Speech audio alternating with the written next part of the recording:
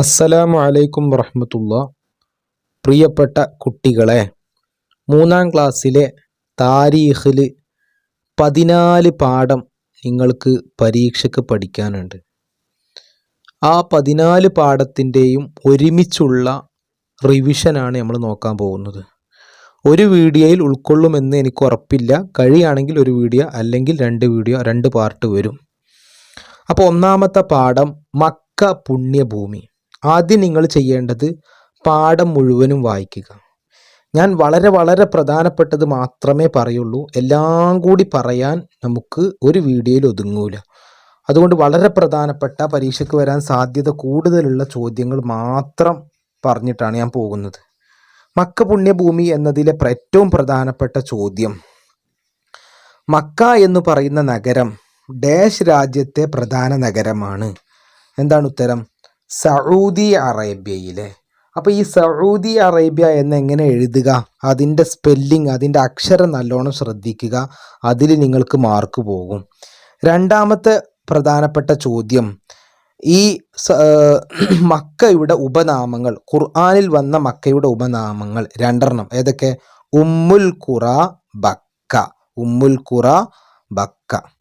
പിന്നെ ഈ പാഠത്തിൽ പ്രധാനപ്പെട്ട ചോദ്യം, ബഹുമാനപ്പെട്ട ഇസ്മായിൽ നബി അലൈഹിസ്സലാം കാലിട്ടെടുത്ത് അടിച്ച സ്ഥലത്തു നിന്നാണ് മാഉ സംസം ഉറവ് പൊട്ടിയത് അല്ലേ?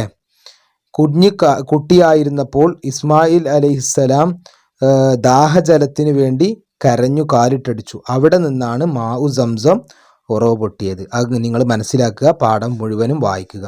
അടുത്ത പാഠത്തിലേക്ക് പോവുകയാണ്. രണ്ടാമത്തെ പാഠം, ഒരു അത്ഭുത കുഞ്ഞിൻ്റെ ജനനം. ഇവിടെ ഏറ്റവും പ്രധാനപ്പെട്ടത് നബി സല്ലല്ലാഹു അലൈഹി വസല്ലമ തങ്ങൾ ജനിച്ച വർഷം, മാസം, ദിവസം, സമയം. ഇത് നിർബന്ധമായും കാണാതെ പഠിക്കണം. പരീക്ഷയ്ക്ക് വന്നാലും വന്നില്ലെങ്കിലും അത് നിങ്ങൾ പഠിക്കണം. അതെന്താണ്? ക്രിസ്താബുദം 571 ഏപ്രിൽ 21 റബീഉൽ അവ്വൽ 12 തിങ്കളാഴ്ച രാവ് പ്രഭാതത്തോടടുത്ത സമയം. ഇത് കാണാതെ പഠിക്കുക. പിന്നെ ഈ പാഠത്തിൽ പ്രധാനപ്പെട്ടത് നബി സല്ലല്ലാഹു അലൈഹി വസല്ലം തങ്ങളുടെ ഗോത്രം ഖുറൈശി, വംശം ഹാഷിമി. പിന്നെ നബിയുടെ ഉപ്പാന്റെ പേര് എല്ലാവർക്കും അറിയാം. എന്താണ്? അബ്ദുള്ള. അബ്ദുള്ളയുടെ ഉപ്പാന്റെ പേരെന്താ? അതെന്താണ്? അബ്ദുൽ മുത്തലിബ്. നബിയുടെ ഉപ്പാപ്പാന്റെ പേര് അബ്ദുൽ മുത്തലിബ്. ഇനി ഈ പാഠത്തിൽ ആവർത്തിച്ചു വന്നൊരു ചോദ്യമുണ്ട്. അതെന്താണ്? നബിയുടെ ഉമ്മയുടെ ഗോത്രം ഏതാണ്? നബിയുടെ ഉമ്മ ആമിന ബീവി. ആമിന ബീവിയുടെ ഉപ്പാന്റെ പേരും ആമിന ബീവിയുടെ ഗോത്രവും. ഇത് പരീക്ഷ നിർബന്ധമായി വരും, നിങ്ങൾ ശ്രദ്ധിക്കുക. ആമിന ബീവിയുടെ ഉപ്പാന്റെ പേര് വഹബ്. വഹബ് വഹബ് വഹബ്. ആമിന ബീവിയുടെ ഗോത്രം ബനൂ സുഹ്റ. ബനൂ സുഹ്റ ബനൂ സുഹ്റ. അത് നിർബന്ധമായി നിങ്ങൾ പഠിച്ചു വെക്കുക. പിന്നെ രണ്ടാമത് ഈ പാഠത്തിൽ ഏറ്റവും പ്രധാനപ്പെട്ടത്, അബ്ദുൽ മുത്തലിബ് നബി സല്ലല്ലാഹു അലൈഹി വസല്ലം തങ്ങൾ ജനിച്ച് 7-ാം ദിവസം എന്ത് ചെയ്തു? 3 കാര്യം ചെയ്തു. 1 അഖീഖത്തറുത്തു. എന്താ അഖീഖത്തറുക്കുക എന്ന് പറഞ്ഞാൽ? നമ്മൾ മുടി കളയാന്ന് പറയില്ലേ, ആ സംഭവം. അപ്പോൾ അഖീഖത്തറുത്തു. രണ്ടാമത്തത് ഖുറൈശികളെ ക്ഷണിച്ചു സദ്യ നൽകി.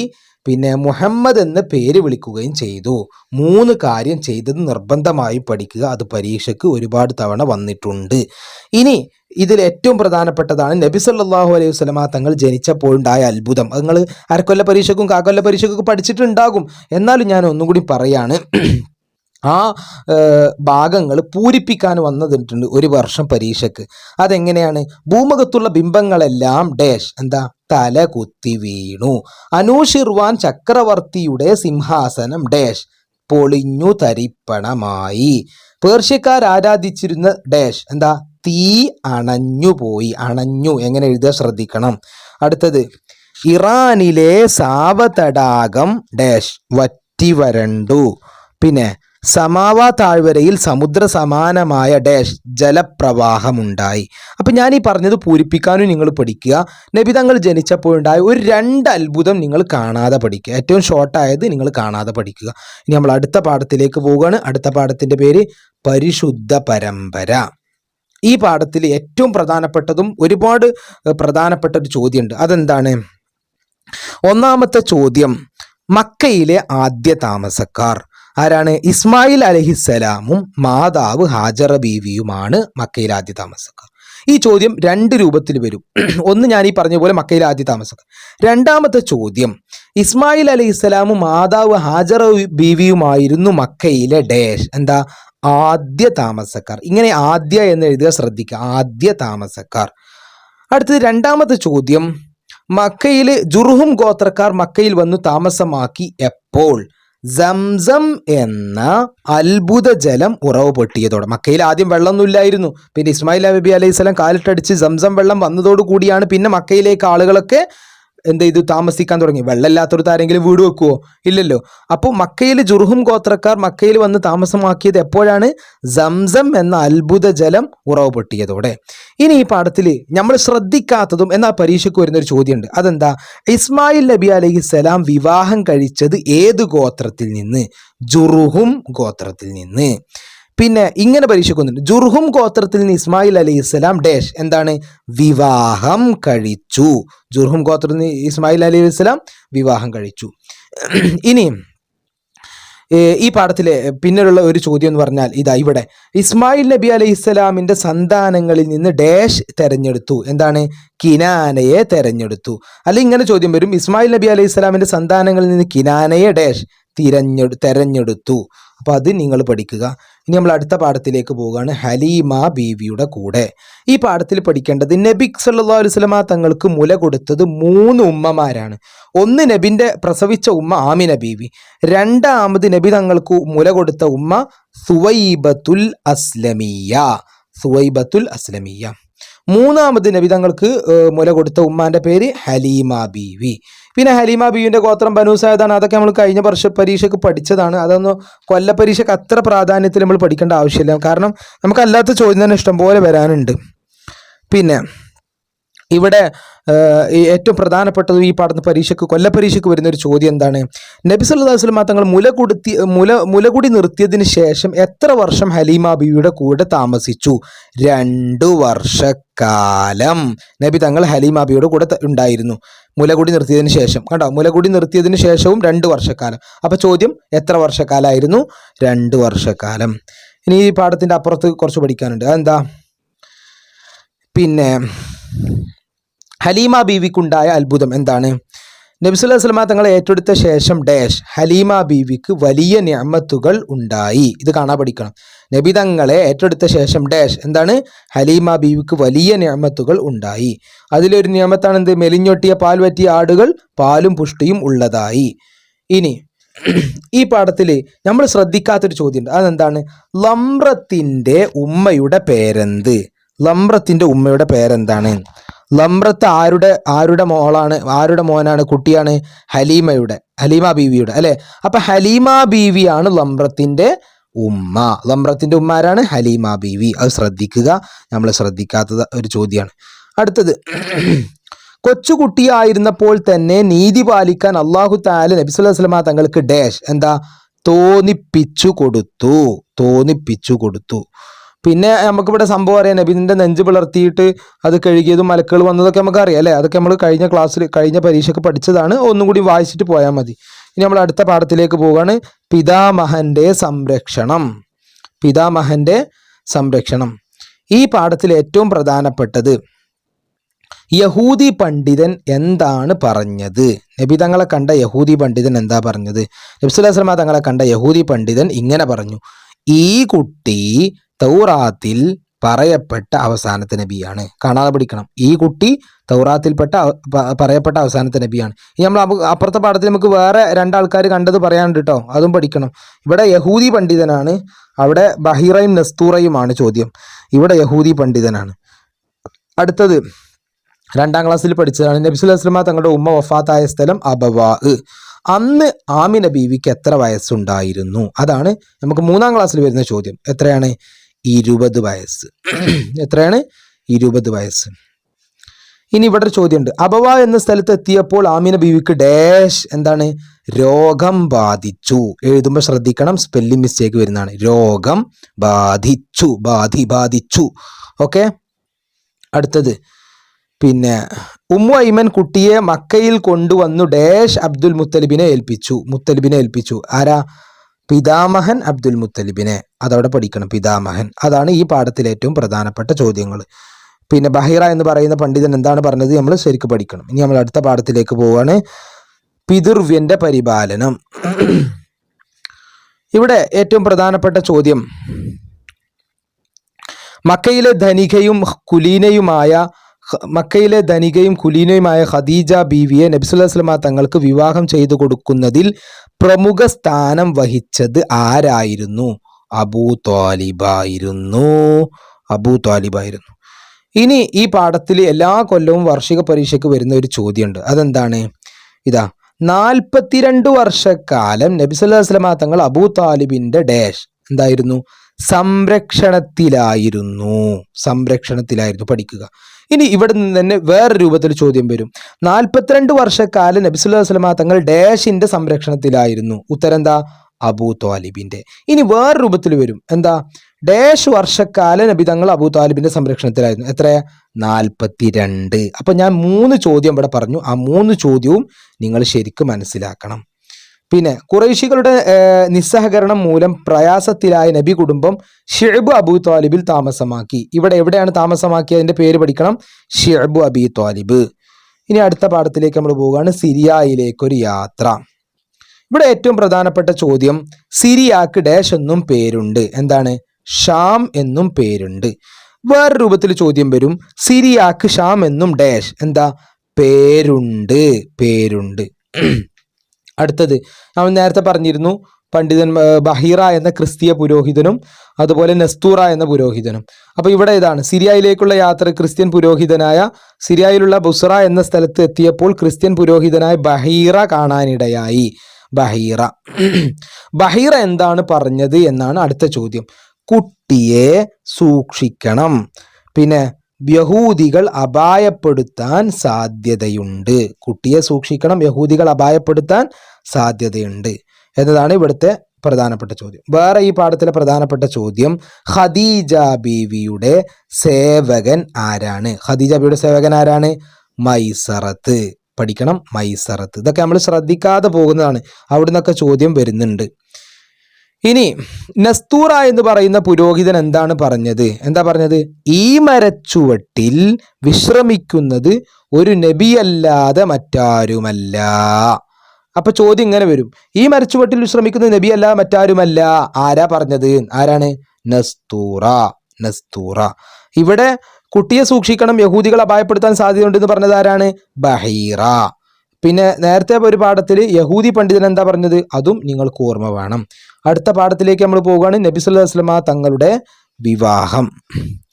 ഈ പാഠത്തിൽ പഠിക്കാനുള്ളത്, ഷാം യാത്ര കഴിഞ്ഞു 2 മാസത്തിനു ശേഷം നബി സല്ലല്ലാഹു അലൈഹി വസല്ലം ഖദീജ ബീവിയെ ഡാഷ് എന്താ? വിവാഹം ചെയ്തു. ഇനി ഇവിടെ ഏറ്റവും പ്രധാനപ്പെട്ട ചോദ്യം, പിന്നെ ഖദീജ ബീവിയുടെ ഗോത്രം ഖുറൈശി ഗോത്രത്തിലെ ഹുവൈലിദിന്റെ മകളായിരുന്നു ഖദീജ. അപ്പൊ ഇവിടെ ചോദ്യം, ഖദീജ ബീവിയുടെ ഉപ്പാന്റെ പേരെന്ത്? എന്താണ്? ഹുവൈലിദ്. നേരത്തെ നമ്മൾ ആമിന ബീവിന്റെ ഉപ്പാന്റെ പേര് പഠിച്ചു, മറന്നോ? ഇല്ല. വഹബ്. ഇവിടെ നമ്മൾ ഖദീജ നബിന്റെ ഭാര്യയായ ഖദീജ ബീവിന്റെ ഉപ്പാന്റെ പേര് ഹുവൈലിദ്. പിന്നെ ഹുവൈലിദിന്റെ ഗോത്രം ഖുറൈശ്. അതാ പഠിക്കും. ഇനി നമ്മൾ പഠിക്കേണ്ടത്, ഖദീജ ബീവിയുടെ വിശുദ്ധി കാരണം ഖദീജ ബീവിക്ക് ഏത് സ്ഥാനപ്പേരുണ്ടായിരുന്നു? ഏത് പേരിൽ അറിയപ്പെട്ടിരുന്നു? ത്വാഹിറ. അപ്പൊ ത്വാഹിറ എന്ന പേരിൽ അറിയപ്പെട്ടത് ആരാണ്? ഖദീജ ബീവി. അല്ലെങ്കിൽ തിരിച്ച് ഖദീജ ബീവിയുടെ അറിയപ്പെട്ടത് എങ്ങനെ? ഏത് പേരിലായിരുന്നു? ത്വാഹിറ എന്ന പേരിൽ. 2 രൂപത്തിലും ചോദ്യം വരും. ഇനി ഈ പാഠത്തിൽ ഏറ്റവും പ്രധാനപ്പെട്ടതും നമ്മൾ നിർബന്ധമായും പഠിക്കേണ്ട ഒരു ചോദ്യമുണ്ട്, ഖദീജ ബീവിയുടെ സ്വഭാവ ഗുണങ്ങൾ. ഖദീജ ബീവിയുടെ സ്വഭാവ ഗുണം എന്തൊക്കെയാണ്? കാര്യസ്ഥത, ബുദ്ധികൂർമ്മത, ഭർതൃസ്നേഹം, ഔദാര്യം. ഇത് നിങ്ങൾക്ക് ഇഷ്ടമുള്ള ഏറ്റവും ചെറുത് നിങ്ങൾ പഠിച്ചാൽ മതി. ഇതാ, ഔദാര്യം ചെറുതാണ് അല്ലെ? ഔദാര്യം, പിന്നെ ബുദ്ധികൂർമ്മത, കാര്യസ്ഥത. അപ്പോൾ 3 നിർബന്ധമായി നിങ്ങൾ പഠിക്കുക. 2 എന്തായാലും പരീക്ഷയ്ക്ക് വരും. ബുദ്ധികൂർമ്മത, ഭർതൃസ്നേഹം, ഔദാര്യം, കാര്യസ്ഥത. അതെന്തായാലും നിങ്ങൾ പഠിക്കുക. പിന്നെ അവർ മക്കയിലെ ധനികയായിരുന്നു. ആരായിരുന്നു? ഖദീജ ബീവി. ഇനി ഈ പാഠത്തിൽ ഏറ്റവും പ്രധാനപ്പെട്ട ചോദ്യം, ഖദീജ ബീവിയുമായി നബി സല്ലല്ലാഹു അലൈഹി വസല്ലം തങ്ങൾ എത്ര വർഷം താമസിച്ചു? 25. എത്ര വർഷമാണ്? 25 വർഷം. അതോടുകൂടി നമ്മൾ ഈ പാഠം കഴിഞ്ഞു. അടുത്ത പാഠത്തിലേക്ക് പോവുകയാണ്. അടുത്ത പാഠം എന്താണ്? കഅബ പുനരുദ്ധാരണം. ഈ പാഠത്തിലെ ഏറ്റവും പ്രധാനപ്പെട്ട ചോദ്യം, കഅബ ഷരീഫ് പുതുക്കി പണിയാൻ ഖുറൈശികൾ തീരുമാനിച്ചതിൻ്റെ കാരണമെന്ത്? ആ ഫസ്റ്റ് വരി തന്നെ, മക്കയിലുണ്ടായ ഒരു വെള്ളപ്പൊക്കം കാരണം കഅബ ഷരീഫിന് കേടുപാടുകൾ സംഭവിച്ചു. അത് കാരണം, അതാണ് കഅബ പുതുക്കി പണിയാനുണ്ടായ കാരണം. പിന്നെ അവിടുത്തെ സംഭവങ്ങളൊക്കെ നമുക്കറിയാം അല്ലേ? അവിടെ തർക്കം ഉണ്ടായി, ഹജറുൽ അസ്വദ് യഥാസ്ഥാനത്ത് ആര് വെക്കണം പ്രശ്നമായി. അങ്ങനെ അവിടെ അഭിപ്രായം പറഞ്ഞു. എന്താണ് അഭിപ്രായം? ആരാണോ മസ്ജിദുൽ ഹറാമിലേക്ക് കടന്നു വരുന്നത് അവർ വെക്കണം എന്ന് പറഞ്ഞു. അങ്ങനെ നബി സല്ലല്ലാഹു അലൈഹി വസല്ലം തങ്ങൾ കടന്നു വന്നു. അപ്പോൾ നബി തങ്ങൾ അവിടുത്തെ മേൽത്തട്ടം വിരിച്ചുകൊണ്ട് ഹജറുൽ അസ്വദിൽ എടുത്തു വെച്ചു. ഓരോ ഗോത്രക്കാരുടെയും ഒരു പ്രതിനിധിയെ തെരഞ്ഞെടുക്കാൻ കൽപ്പിച്ചു. അവർ തട്ടത്തിന്റെ ചുറ്റും പിടിച്ചുയർത്തി നബി സല്ലല്ലാഹു അലൈഹി വസല്ലം തങ്ങൾ അവിടുത്തെ തൃക്കൈ കൊണ്ട് ഹജറുൽ അസ്വദ് യഥാസ്ഥാനത്ത് വെക്കുകയുണ്ടായി. അങ്ങനെ ആ വഴക്ക് അവസാനിപ്പിച്ചു. നബിയുടെ 35-ാം വയസ്സിലായിരുന്നത്. വയസ്സ് ഓർത്തു വെക്കുക, 35. ഓക്കെ, അപ്പൊ അതാണ് ആ പാഠത്തിലുള്ളത്. ഇനി നമ്മൾ 10ാമത്തെ പാഠത്തിലേക്ക് പോവുകയാണ്. എന്താണ്? നബി സല്ലല്ലാഹു അലൈഹി വസല്ലം തങ്ങളുടെ മക്കൾ. ഇവിടെ നിങ്ങൾ നിർബന്ധമായും പഠിക്കേണ്ടത് നബി തങ്ങളുടെ മക്കളെ പേര് കാണാതെ പഠിക്കുക തന്നെ വേണം. ആൺമക്കളെ പേര് ഞാനിവിടെ വട്ടിട്ടുണ്ട്. ഇതാണ് ആൺമക്കൾ. പെൺമക്കളും ആൺമക്കളും വേറെ വേറെ പഠിക്കണം. നബി തങ്ങൾക്ക് 4 പെൺകുട്ടികളും 3 ആൺമക്കളുമാണ്. അപ്പോൾ 7 കുട്ടികളാണ് അല്ലേ? ഖാസിം, അബ്ദുള്ള, ഇബ്രാഹിം. ഇതാണ് ആൺമക്കളെ പേര്. ഖാസിം, അബ്ദുള്ള, ഇബ്രാഹിം. ഖാസിം, അബ്ദുള്ള, ഇബ്രാഹിം. പിന്നെ പെൺകുട്ടികളെ പേരെന്തൊക്കെയാണ്? സൈനബ്, റുഖയ്യ, ഉമ്മു കുൽസും, ഫാത്തിമ. ഫാത്തിമ ബീവിനെ എല്ലാവർക്കും അറിയാം. ഫാത്തിമ ബീവി നബിന്റെ മോളാണ് ഫാത്തിമ ബീവി എന്ന് എല്ലാവർക്കും അറിയാം. പിന്നെ നമ്മൾക്ക് കേൾക്കാത്ത പേരുകളാണ് സൈനബ്, റുഖയ്യ, ഉമ്മു കുൽസും. ഇത് നിങ്ങൾ ഓർത്ത് വെക്കുക. ഫസ്റ്റ് ലെറ്റർ ഓർത്ത് വെച്ചാൽ മതി. ഫസ്റ്റ് ലെറ്റർ എന്താ? സ. അപ്പൊ സൈനബ്. രണ്ടാമത്തെ കുട്ടിന്റെ പേര് റുഖയ്യ. അപ്പൊ റു. പിന്നെ ഉ അല്ലേ? പിന്നെ ഫാത്തിമാനെ എല്ലാവർക്കും അറിയാം. അപ്പോൾ ഫാത്തിമ ബീവി എല്ലാവർക്കും അറിയാം. അപ്പൊ അങ്ങനെ 4 മക്കളാണ് നബി സല്ലല്ലാഹു അലൈഹി വസല്ലം തങ്ങൾക്ക് പെൺകുട്ടികളായിട്ടുണ്ടായിരുന്നത്. പിന്നെ ആൺകുട്ടികളായിരുന്നു ഖാസിം, അബ്ദുള്ള, ഇബ്രാഹിം. ഓക്കെ, അതെല്ലാവരും പഠിച്ചു. ഇനി ഇവിടെ പരീക്ഷയ്ക്ക് പല ചോദ്യങ്ങളും വരും. ഒരു ചോദ്യം ഇതാണ്, ഫാത്തിമ ബീവിയുടെ ഉമ്മ ആര്? അപ്പൊ നിങ്ങൾ അന്തം വിടും, ഫാത്തിമ ബീവിന്റെ ഉമ്മ ആരെയെന്നോ? നബിന്റെ മോള് ഫാത്തിമ ബീവിന്റെ ഉമ്മ ആരെന്ന് ചോദിച്ചാൽ അപ്പൊ നമ്മൾ അന്തം വിടും. ശരിക്കും എന്താണ്? നബി തങ്ങൾക്ക് ഉണ്ടായ 7 മക്കളിൽ 6 മക്കളും അവരുടെ ഉമ്മ ആരാണ്? ഖദീജ ബീവിയാണ് അല്ലേ? നബി തങ്ങളുടെ 6 മക്കളുണ്ട് ഖദീജ ബീവി എന്ന്. പിന്നെ ഇബ്രാഹിം എന്ന കുട്ടിയുടെ മാത്രം അതാരിൽ നിന്നാണ്? മാരിയത്തുൽ കിബിത്തിയ. അപ്പൊ ചോദ്യം എങ്ങനെ വരിക? ഫാത്തിമയുടെ ഉമ്മ ആരെയും ചോദിച്ചാൽ എന്താ നിങ്ങൾ പറയേണ്ടത്? ഖദീജ ബീവി. ഇനി ഒരു ചോദ്യം, ഇബ്രാഹിമിന്റെ മാതാവാര്? ഇബ്രാഹിമിന്റെ മാതാവാരാണ്? മാരിയത്തുൽ കിബിത്തിയ. മാരിയത്തുൽ കിബിത്തിയ. ഇതൊക്കെ ബ്രാക്കറ്റിൽ നിന്ന് എടുത്ത് എഴുതാനും അതുപോലെ മാച്ച് ദ ഫോളോയിങ്ങും ഫിൽ ഇൻ ദ ബ്ലാങ്ക്സ് ഒക്കെയാണ് വരിക കേട്ടോ. അടുത്തത്, ആദ്യ സന്താനമായ കാസിമിലേക്ക് ചേർത്തുകൊണ്ട് അബുൽ കാസിം എന്ന് ഒരു ഉപനാമ നബി തങ്ങൾക്കുണ്ട്. ചോദ്യതാണ്, നബി തങ്ങൾ അബുൽ കാസിം ആരുടെ ഉപനാമമാണ്? നബി സല്ലല്ലാഹു അലൈഹി വസല്ലം തങ്ങളുടെ. ത്വയ്യിബ്, ത്വാഹിർ ആരുടെ ഉപനാമമാണ്? ആരുടെയാണ്? അബ്ദുള്ളയുടെ. ഇനി വേറൊരു ഉപനാമം നമ്മൾ പഠിച്ചു, ത്വാഹിറ. അതാരുടെ ഉപനാമമാണ്? ത്വാഹിറ ഖദീജ ബീവിയുടെ. മറന്നു പോകരുത്. ത്വയ്യിബ്, ത്വാഹിർ അത് ആരുടെ ഉപനാമമാണ്? നബി തങ്ങളുടെ പുത്രനായ മോനായ അബ്ദുള്ളയുടെ. അബുൽ കാസിം ആരുടെ ഉപനാമമാണ്? നമ്മുടെ നബിന്റെ ഉപനാമമാണ് അബുൽ കാസിം. അപ്പൊ അതും പഠിച്ചു. പിന്നെ നുബുവത്തിന്റെ ശേഷമായിരുന്നു ഡാഷ് ജനനം. ആരുടെ? അബ്ദുള്ളയുടെ ജനനം. അത് അരക്കൊല്ല പരീക്ഷയ്ക്ക് വന്നതാണ്, എന്നാലും നമ്മൾ ഓർത്ത് വെക്കുക. പിന്നെ ഇവിടെ ഏറ്റവും പ്രധാനപ്പെട്ടതും എല്ലാ പരീക്ഷയ്ക്കും വരുന്നൊരു ചോദ്യമുണ്ട്. നബി സല്ലല്ലാഹു അലൈഹി വസല്ലം തങ്ങൾ വഫാത്തായി ഡാഷ് മാസം കഴിഞ്ഞാണ്. എത്ര മാസമാണ്? 6 മാസം കഴിഞ്ഞ്. ആര് വഫാത്തായി? ഫാത്തിമ ബീവി. ചോദ്യം 2 രൂപത്തിലും വരും. ഒന്നിങ്ങനെ, നബി സല്ലല്ലാഹു അലൈഹി വസല്ലം തങ്ങൾ വഫാത്തായി ഡാഷ് മാസം കഴിഞ്ഞ്. രണ്ടാമത്തത്, നബി സല്ലല്ലാഹു അലൈഹി വസല്ലം തങ്ങൾ വഫാത്തായി 6 മാസം കഴിഞ്ഞാണ് ഡാഷ് ഫാത്തിമ ബീവി. ഇനി മൂന്നാമത്തെ രൂപത്തിൽ ചോദ്യം ഇങ്ങനെയും വന്നിട്ടുണ്ട്, നബി സല്ലല്ലാഹു അലൈഹി വസല്ലം തങ്ങൾ വഫാത്തായി 6 മാസം കഴിഞ്ഞാണ് ഫാത്തിമ ബീവി ഡാഷ് എന്താ വഫാത്തായത്. അപ്പൊ അതും പഠിച്ചു. 10 പാഠം നമ്മൾ പഠിച്ചു കഴിഞ്ഞു. ഇനി നമ്മൾ 11ാമത്തെ പാഠത്തിലേക്ക് പോവുകയാണ്, പ്രവാചകത്വം. ഈ പാഠത്തിൽ ഏറ്റവും പ്രധാനപ്പെട്ടത് നബി സല്ലല്ലാഹു അലൈഹി വസല്ലം തങ്ങൾ ചെറുപ്പം മുതലേ എന്തിൽ നിന്നെല്ലാം വിട്ടുനിന്നിരുന്നു. ഇത് പ്രധാനപ്പെട്ടതാണ്, വെരി വെരി പ്രധാനമാണ്. അതായത് എന്തിൽ നിന്നെല്ലാം ചെറുപ്പം മുതൽക്ക് തന്നെ തങ്ങൾ വിട്ടുനിന്നിരുന്നു? അക്രമം, അനീതി, ബിംബാരാധന തുടങ്ങിയവയിൽ നിന്ന്. ഈ 3 നിങ്ങൾ പഠിക്കുക. അക്രമം, അനീതി ബിംബാരാധന, അക്രമം അനീതി ബിംബാരാധന, അതിൽ നബി തങ്ങൾ എന്ത് ചെയ്തിരുന്നു? വിട്ടുനിന്നിരുന്നു. പിന്നെ ഈ പാഠത്തിൽ പ്രധാനപ്പെട്ടത് നബി സല്ലല്ലാഹു അലൈഹി വസല്ലം തങ്ങൾ നബിയാവാൻ പോകുന്നു എന്നതിൻ്റെ ചില സൂചനകൾ, ലക്ഷണങ്ങൾ ഉണ്ടായിരുന്നു അല്ലേ? പ്രവാചകത്വം ലഭിക്കുന്നതിൻ്റെ സൂചനയായി ചില ലക്ഷണങ്ങൾ അനുഭവപ്പെട്ടു തുടങ്ങി. അതെന്താണ്? ഒന്ന്, ശക്തിയായ പ്രകാശം കാണുക, ചില അശരീരികൾ കേൾക്കുക, മരങ്ങളും കല്ലുകളും സംസാരിക്കുക. ഇത് നിങ്ങൾ 2 പഠിച്ചാൽ മതി. ഇത് എളുപ്പമുണ്ടാവും. മരങ്ങളും കല്ലുകളും സലാം പറയുക, അല്ല സംസാരിക്കുക, പിന്നെ ശക്തിയായ പ്രകാശം കാണുക. ഇത് 2 നിങ്ങൾ പഠിച്ചാൽ മതി. അപ്പോൾ അത് എളുപ്പമായി. പിന്നെ ഈ പാഠത്തിലെ ഏറ്റവും പ്രധാനപ്പെട്ടത് ഹിറാ ഗുഹ എവിടെയാണ്? ജബലുൻ നൂറിലെ ഹിറാ ഗുഹ. അത് ചേരുംപടി ചേർക്കാൻ മാച്ച് ദ ഫോളോയിങ്ങാ വരിക. ജബലുൻ നൂറിലെ ഹിറാ ഗുഹ. പിന്നെ ഹിറാ ഗുഹയിൽ ആയിരിക്കെ ഒരിക്കൽ ആര് വന്നു? ജിബ്രീൽ അലൈഹിസ്സലാം വന്നു, വഹിയുമായി പ്രത്യക്ഷപ്പെട്ടു അല്ലെ? പിന്നെ ഇവിടെ പ്രധാനപ്പെട്ട ചോദ്യം, ഇഖ്റ എന്ന് പറഞ്ഞപ്പോൾ നബി എന്താണ് മറുപടി പറഞ്ഞത്?